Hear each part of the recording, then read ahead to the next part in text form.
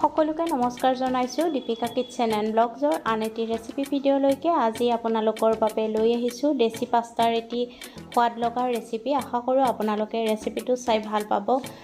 আহক তেতিয়াহ'লে ৰেচিপিটোৰ মাজলৈ যাওঁ। এটা চচপেনত পানী দি দিব আৰু তাত 1.5 কাপ পাস্তা বইল হ'বলৈ দিব লাগিব।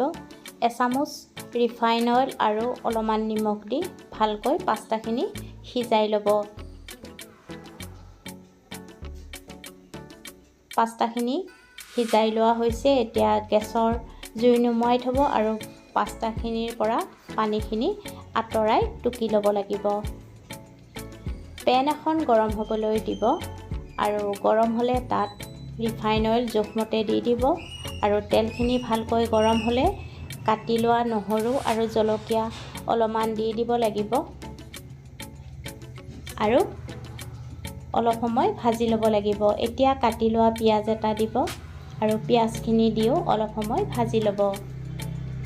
যদি আপোনালোকৰ ৰেচিপিটো ভাল লাগে লাইক কমেণ্ট শ্বেয়াৰ আৰু চেনেলটো ছাবস্ক্ৰাইব কৰি ৰাখিব। এতিয়া কাটি লোৱা বিলাহী এটা দি দিব আৰু বিলাহীখিনি দিয়াৰ পিছতো অলপ সময় ভাজি ল'ব।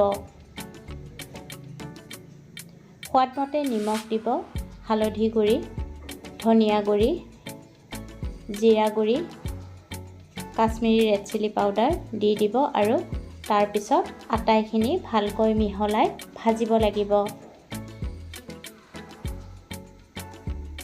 এতিয়া তাত টমেটো চচ অলপমান দি দিব লাগিব আৰু চচখিনি দিয়াৰ পিছতো ভালকৈ ভাজি ল'ব।